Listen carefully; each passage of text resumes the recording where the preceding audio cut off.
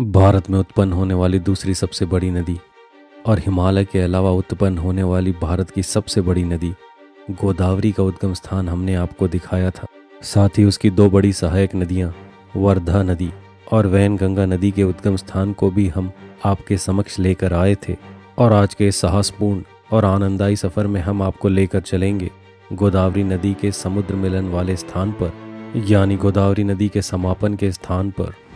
गोदावरी समुद्र दोनों संगम में जाते। और इस रोचक सफर में हम जाएंगे कुछ दूर दराज के स्थानों तक, जहाँ के डेल्टा क्षेत्र को हम कई बार पार करेंगे अलग अलग परिवहन के तरीकों से। जहाँ हम गुजरेंगे कोण सीमा के इलाके से, जो कि उत्तरी और दक्षिणी गोदावरी नदी डेल्टा क्षेत्र में बसा एक द्वीपों का समूह है, जहाँ नारियल के पेड़, हरे भरे धान के खेत और समुद्र के बैक वाटर्स आपका मन मोह लेंगे।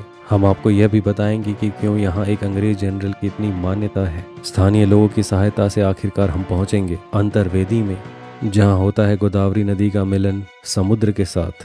पर सिर्फ किनारे से ही नहीं, बल्कि गोदावरी नदी के रास्ते हम पहले पहुंचेंगे गहरे समुद्र में, उस सटीक स्थान पर जहां आखिरकार माँ गोदावरी समाहित हो जाती हैं सागर में। तो आइए बनिए हमारे हमसफर इस एक्सक्लूसिव एपिसोड में, जहां होता है गोदावरी नदी का सागर मिलन।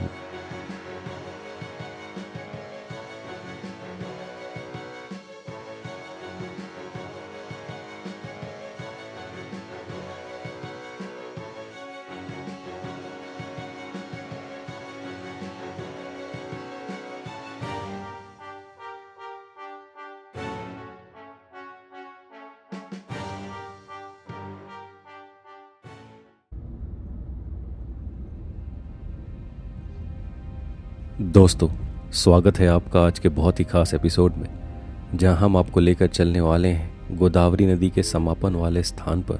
और यह सफ़र अत्यंत ही रोचक होने वाला है। पर उससे पहले हम आपको थोड़ा मैप के ज़रिए गोदावरी के बहाव और डेल्टा क्षेत्र के बारे में बताते हैं, ताकि आपको आसानी हो हमारे इस सफ़र की बारीकियों को समझने में। जैसा कि आप जानते ही हैं और आपने हमारे पहले के एपिसोड्स में देखा होगा कि गोदावरी नदी का उद्गम महाराष्ट्र राज्य के नासिक शहर के पास त्र्यंबकेश्वर में ब्रह्मगिरी की पहाड़ियों से होता है, और फिर अपने अंतिम पड़ाव में गोदावरी पहुंचती है आंध्र प्रदेश में, जहां आंध्र प्रदेश के महत्वपूर्ण शहर राजामुंड्री के पास यह 4 हिस्सों में बंट जाती है।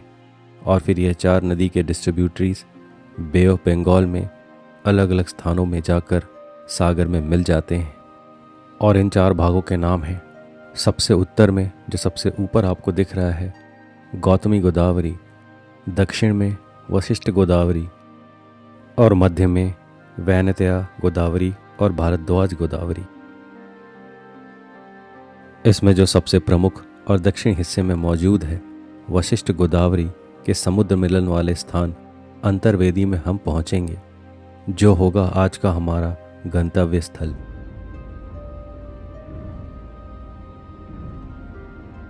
स्पॉटलाइट ने आज के सफ़र की शुरुआत की है आंध्र प्रदेश के एक छोटे से पोर्ट सिटी मछलीपट्टनम से, और बे ऑफ बंगाल के बगल में बनी कोस्टल रोड से होते हुए हम पहुंचेंगे अंतर्वेदी में, जहां हम उस महान पल को आपके सामने लाने की कोशिश करेंगे जब महान गोदावरी नदी समाहित हो जाती है समुद्र में बे ऑफ बंगाल में।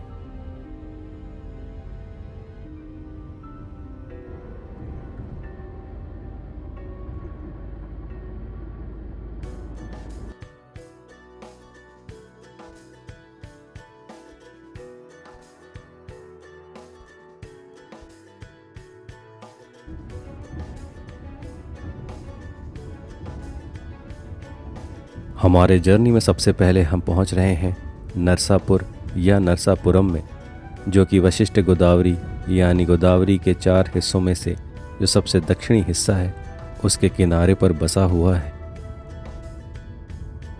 अगर आपको नरसापुरम से अंतर्वेदी पहुंचना है तो आपको या तो बहुत घूमकर लंबे रास्ते से पहुंचना पड़ेगा, या फिर आप जर्नी को थोड़ा शॉर्ट कर सकते हैं अगर आप यहाँ सामने दिख रही गोदावरी नदी को यहीं से पार करें।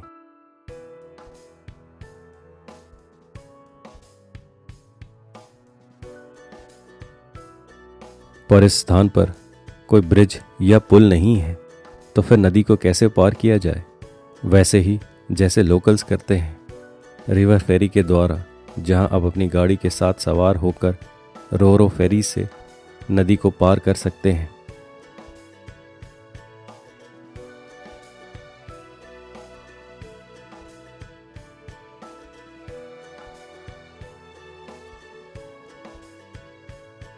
रो फेरीज का मतलब roll on roll off ferries, जिसमें आप गाड़ियों के साथ अंदर ड्राइव करते हुए पहुंच सकते हैं और फिर आगे उतर सकते हैं।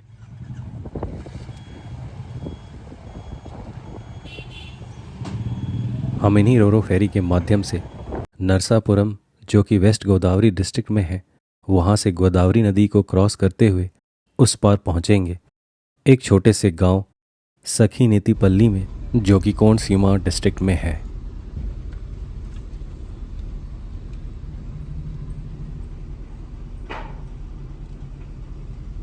तो चलिए हम अपनी कार को लेकर चलते हैं फेरी के ऊपर।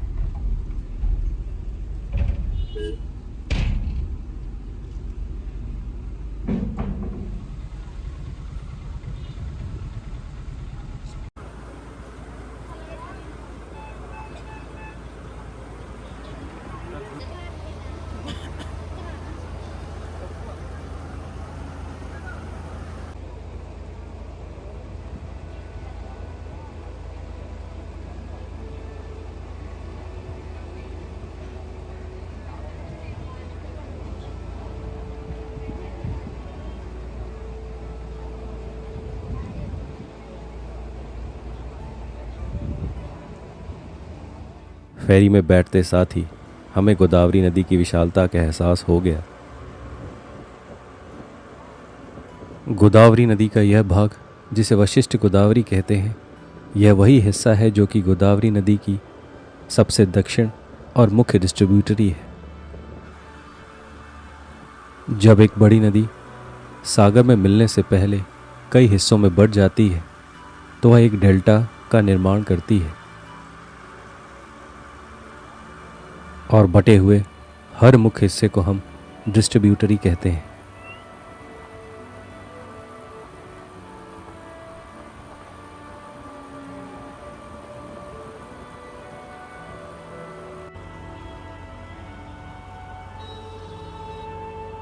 नदी को पार करते हुए अब हम पहुंच चुके हैं सखी नेतीपल्ली में, और अब हम फेरी से कार को ड्राइव कर बाहर निकालते हैं।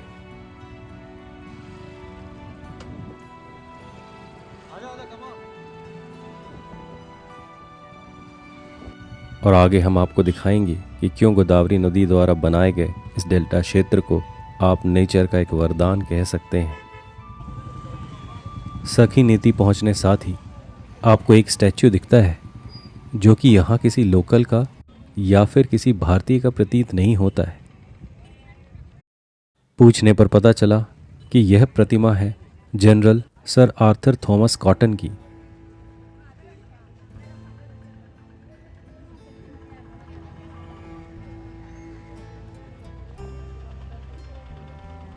और उनका इस इलाके में बहुत बड़ा योगदान है, जिसके बारे में हम आपको बताते हैं।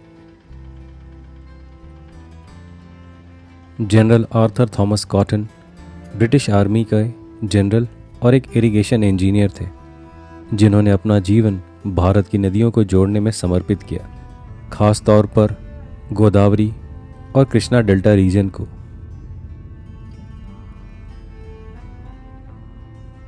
यह कौन सीमा का क्षेत्र कितना हरा भरा है, पर आपको जानकर हैरानी होगी, 19वीं सेंचुरी की शुरुआत में इस इलाके में काफ़ी सूखा पड़ता था और अनाज की कमी थी। उस समय जनरल कॉटन ने राजामुंड्री में धौलेश्वरम बैराज का निर्माण कराया और कई कॉम्प्लेक्स कैनल सिस्टम से गोदावरी का पानी यहाँ पहुँचाया।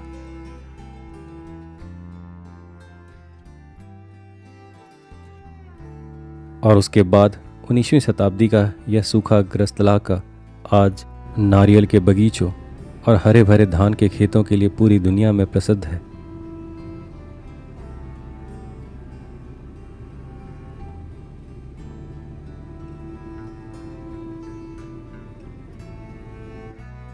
यहाँ इसीलिए एक ब्रिटिश जनरल होने के बावजूद भी इन्हें काफ़ी सम्मान दिया जाता है और सम्मान से इन्हें कॉटन दोरा कहा जाता है। जनरल कॉटन का जन्म 1803 में हुआ था और उनका निधन 1899 में।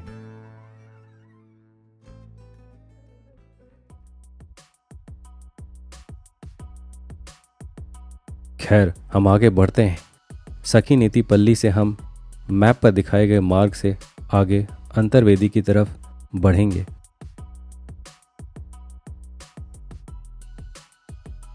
और साथ में हमारे साथ कुछ दूरी पर बहती हुई गोदावरी नदी भी चल रही है और साथ ही गोदावरी नदी पर बने छोटे छोटे कैनल्स और बैकवाटर्स के चैनल जो कि इस इलाके को एकदम कोस्टल पैराडाइज बनाते हैं।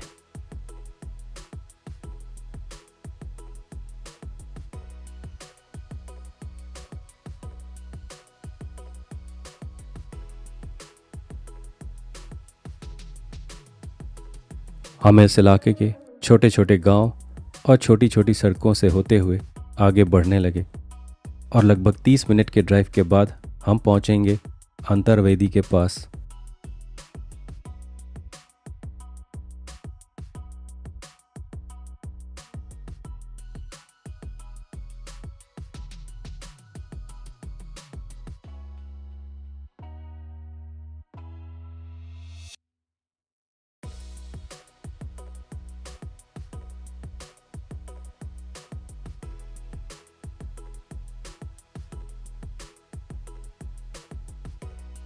कोण सीमा जिला, जिसका कि ऑफिशियल नाम डॉक्टर BR अम्बेडकर कोण सीमा जिला है, यह सिर्फ 4 साल पहले 2022 में ही डिस्ट्रिक्ट बना।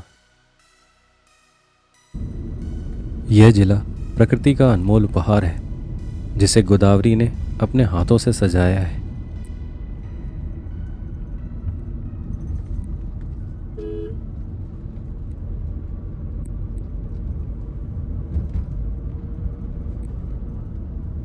गोदावरी की अंतिम दोनों मुख्य शाखाएं उत्तर में गौतमी और दक्षिण में वशिष्ठ के बीच में बसा है कोण सीमा जिला।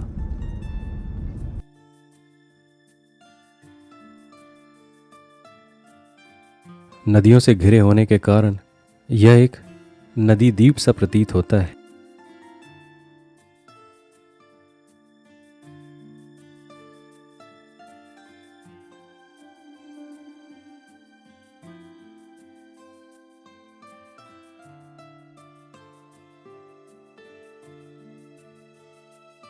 गोदावरी नदी यहाँ के लोगों के लिए सिर्फ एक जल का स्रोत नहीं है, बल्कि जीवन देने वाली मां के समान है।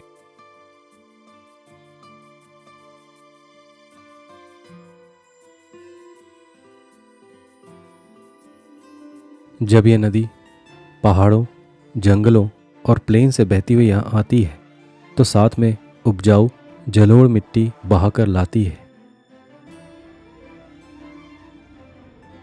यहाँ की मिट्टी यहाँ के खेतों को समृद्ध बनाती है और यहाँ की खेती पूरी तरह से गोदावरी के पानी और नहरों के जल पर टिकी हुई है।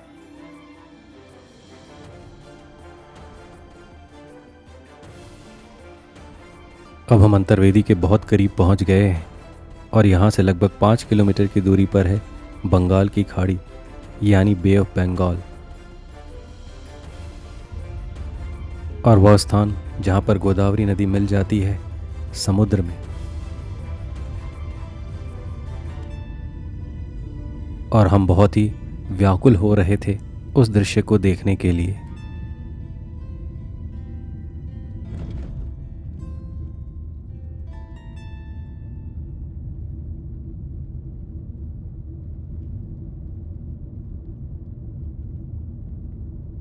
वैसे जैसे हर चीज़ के दो पहलू होते हैं, जैसे ही हम समुद्र के नज़दीक पहुंचेंगे तो हरियाली थोड़ी कम हो जाती है और इसका कारण है इस इलाके का दूसरा पहलू जो कि है फ्रीक्वेंट चक्रवात यानी साइक्लोन्स।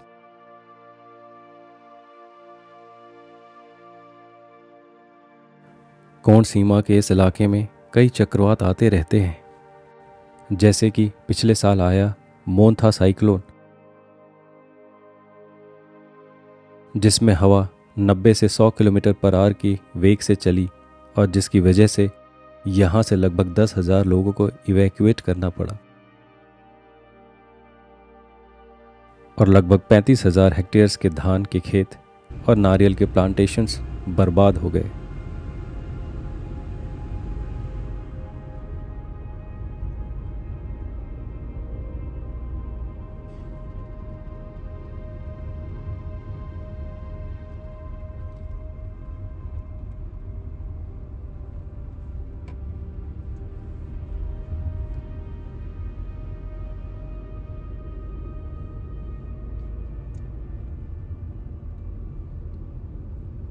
तो दोस्तों, अब हम पहुंच गए हैं अंतर्वेदी बीच पर और आप सामने देख सकते हैं बंगाल की खाड़ी।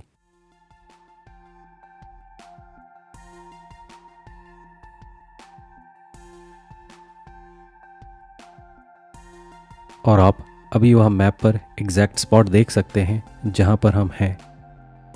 पर यहाँ कहाँ है गोदावरी नदी और कहाँ है समुद्र मिलन?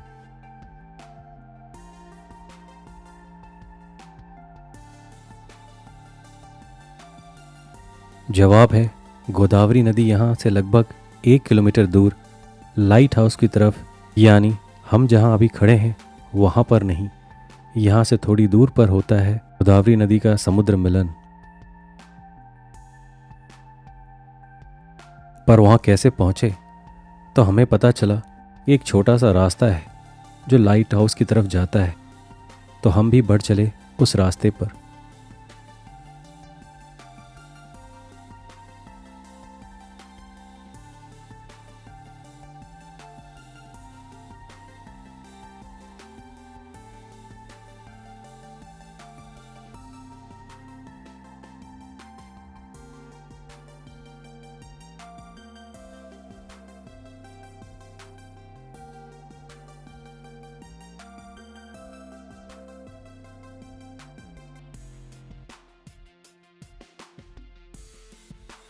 तो दोस्तों, अभी हम आपको जो एपिसोड की शुरुआत से मैप पर लाइट हाउस दिखा रहे थे वह अभी आपके सामने दिख रहा है। तो यहीं कहीं आसपास गोदावरी नदी मिल रही होगी समुद्र में, बे ऑफ बंगाल में।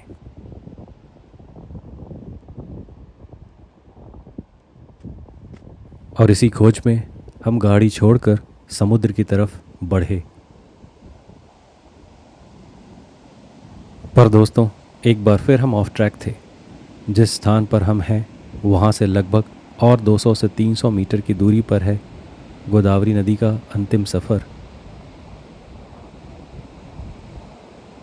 आप सभी को एक बात बताते हैं, एक खोजी सफ़र का यह एक आनंद और अनुभव है जो कि इसको एडवेंचरस बनाता है, जहाँ आप हर पल यह सोचते हैं कि आगे क्या होगा। और जैसा कि आप कई बार पढ़ते हैं या रिसर्च कर कर देखते हैं, वैसा सामने नहीं होता।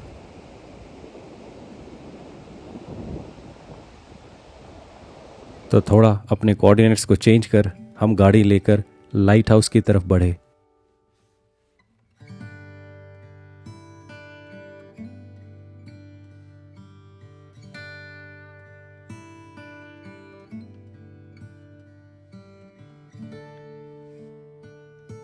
और लाइट हाउस से थोड़ा आगे जाते ही अब सड़क समुद्र से दूर की ओर जा रही थी। तभी हमें वहाँ एक लोकल ATV यानी ऑल टेरेन व्हीकल को किराए से देने वाले व्यक्ति मिले और वह राज़ी हो गए हमें गाइड करने के लिए, उस स्थान पर ले जाने के लिए जहाँ हमें पहुँचना है।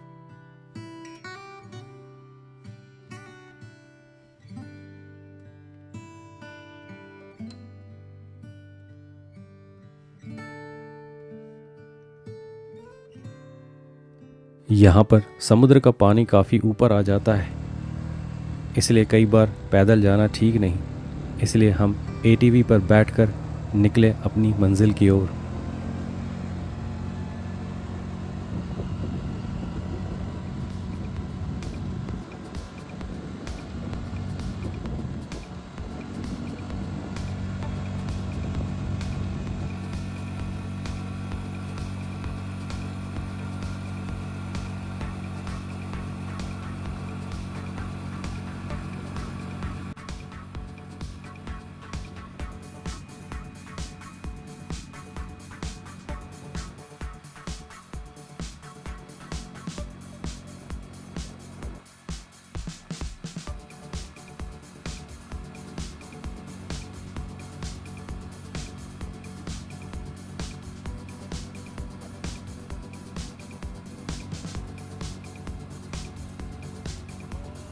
तो दोस्तों, आखिरकार आप जिस पल का इंतज़ार कर रहे थे वह है आपके सामने।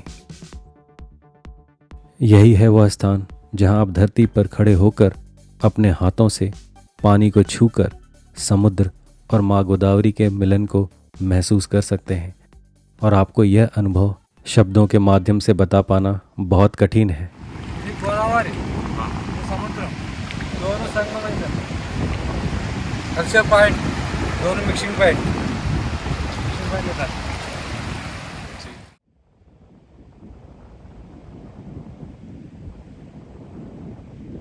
एक और बात, इन स्थानों पर जब आप जाएं तो किसी जानकार स्थानीय व्यक्ति को साथ लेकर जाना ठीक है। इससे आपको सटीक जगह पर पहुंचने के साथ साथ सेफ रहने में मदद मिलती है। जैसा कि जिस स्थान पर हम खड़े हैं वहाँ एक काफ़ी वेग से बहती हुई नदी जाकर समुद्र में मिलती है और सामने से समुद्र नदी की तरफ, तो वहाँ एक वर्लपूल जैसा क्रिएशन होता है जिसकी वजह से एक गहरे गड्ढे का निर्माण होता है जो कि एकदम किनारे से लगा होता है और आपको पता भी नहीं चलेगा। ऐसी कई घटनाएं यहाँ हो चुकी हैं जिसके बारे में इस क्षण में हम बात नहीं करना चाहते, पर आप इंटरनेट पर खुद पता कर सकते हैं। इसीलिए सेफ्टी फर्स्ट।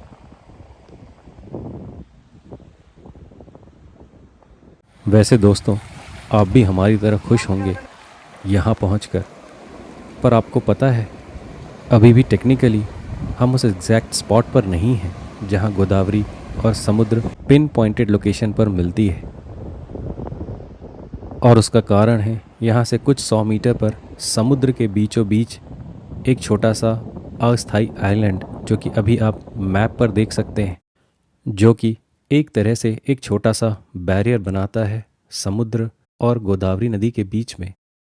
और उसी स्थान पर गोदावरी नदी का एग्जैक्ट पिन पॉइंटेड समागम होता है। पर इस काफ़ी हलचल वाले क्षेत्र में समुद्र के अंदर हम वहाँ कैसे पहुँचे? और वैसे एक तरह से तो हमारे सामने माँ गोदावरी समुद्र में मिल रही है जो हम अभी देख सकते हैं। फिर ऐसा रिस्क क्यों लेना, और जाए भी तो जाए कैसे? हम यह सोच ही रहे थे तभी हमने एक बोट को इस तरफ आते हुए देखा। बोट हमारे पास तो नहीं पहुंच सकती, पर बोट कहीं ना कहीं से तो आ रही होगी। इसका मतलब हम शायद वहां पहुंच पाएंगे। हमने जब पता किया तो पता चला कि पास ही वशिष्ठ आश्रम के बगल से कुछ बोट्स, अगर मौसम ठीक रहा तो आपको उस आइलैंड के पास लेकर जा सकते हैं जहां समुद्र के बीचों बीच आप उस स्थान को देख सकते हैं। सोचिए वह मंजर कैसा होगा जब हम गोदावरी की गोद में बैठे हुए समुद्र में मिलेंगे। इससे ज़्यादा सुंदर और अलौकिक तरीका नहीं हो सकता किसी भी नदी को समुद्र में मिलते हुए देखने का। तो फिर क्या था, हम निकल पड़े वशिष्ठ आश्रम की तरफ।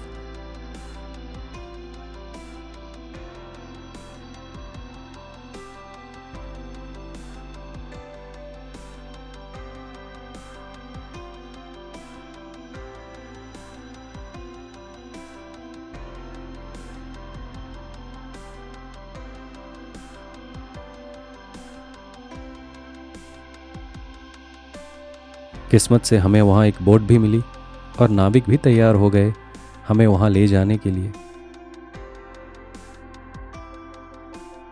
आप अभी वह लोकेशन और कोऑर्डिनेट्स देख सकते हैं स्क्रीन पर जहाँ से आप बोट ले सकते हैं।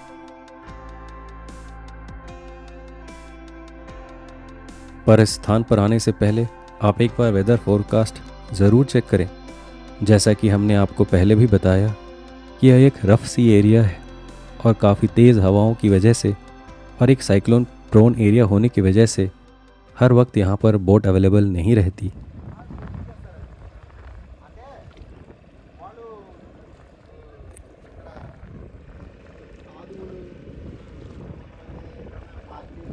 दूसरी बात जिसे हम बार बार दोहरा रहे हैं कि नेचर का सम्मान करें और सेफ्टी मेजर्स लें। हम पूरे सेफ्टी गियर्स के साथ ही बैठे नाव में।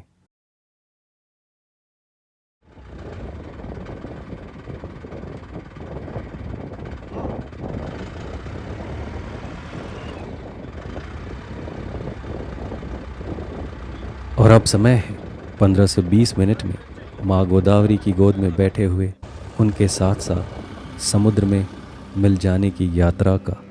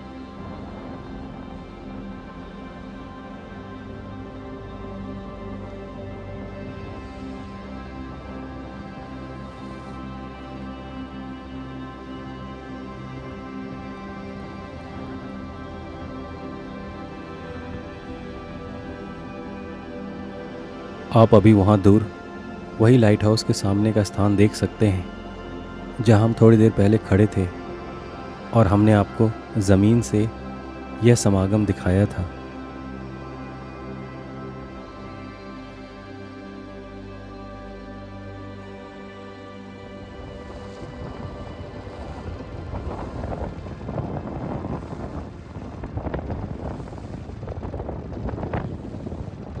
अभी हम लगभग पहुंच चुके हैं उस स्थान पर। वह सामने देखिए, समुद्र का मिट्टी के रंग का पानी और यह गोदावरी मिल रही है समुद्र में।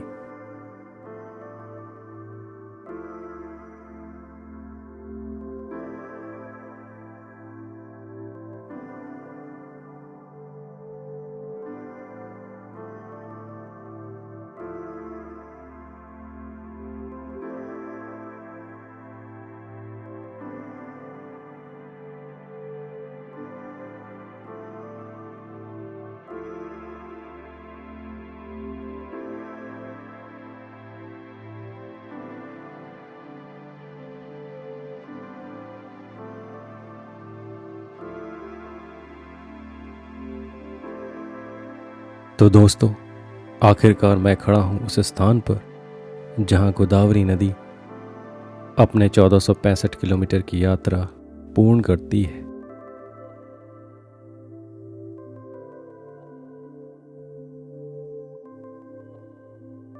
गोदावरी की यह महान कहानी महाराष्ट्र के नासिक जिले के त्र्यंबकेश्वर की पहाड़ी से एक छोटी सी धारा के रूप में शुरू होती है। जैसे जैसे वह आगे बढ़ती है, इसमें प्राणहिता, मंजिरा, इंद्रावती, सबरी, पूर्णा जैसी सहायक नदियां आकर मिलती हैं, जो कि इसकी शक्ति को बढ़ाती है। इन सब नदियों का साथ पाकर यह एक विशाल स्वरूप ले लेती है। महाराष्ट्र और तेलंगाना को सींचते हुए यह आंध्र प्रदेश पहुंचती है, जहां राजामुंद्री के पास इसका स्वरूप बहुत ही विशाल हो जाता है। यहाँ से आगे बढ़ते हुए यह गौतमी, वशिष्ठ, वैनतेय और नीला रेवु जैसी शाखाओं में बंटकर कोनसीमा जिले को चारों तरफ से घेर लेती है और इसे एक स्वर्ग जैसा बना देती है।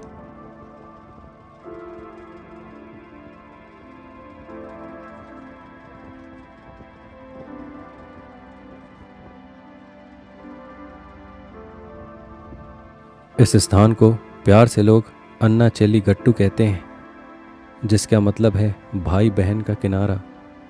और यहाँ आप साफ देख सकते हैं कि कैसे गोदावरी का शांत और मीठा पानी समुद्र के खारे और नीले पानी में मिल रहा है। यह नज़ारा अद्भुत है।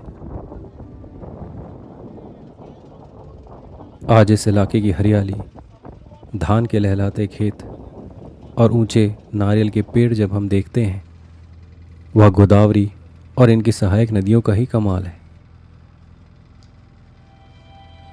और अभी हम हैं उस संगम के बीचों बीच, और यहीं माँ गोदावरी अपने 1465 किलोमीटर की यात्रा समाप्त करती है।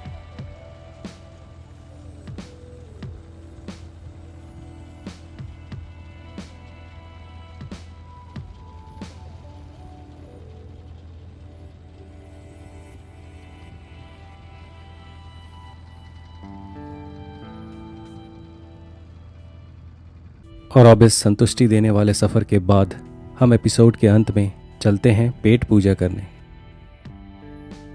और आप सब अग्री करेंगे कि भले किसी भी तरह का व्यंजन आप बना लें, पर जो मंदिर के भोजनम प्रसाद में स्वाद है वह कहीं नहीं मिलता।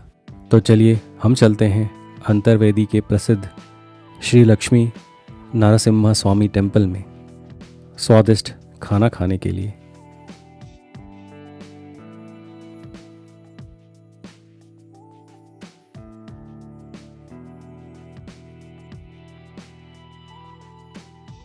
दोस्तों, उम्मीद करता हूँ कि गोदावरी नदी के महान सफ़र का यह अंतिम पड़ाव का एपिसोड आपको पसंद आया होगा। इसी के साथ आपसे विदा लेते हैं, इस वादे के साथ कि अगले हफ्ते आपसे फिर मुलाकात होगी। तब तक के लिए नमस्कार।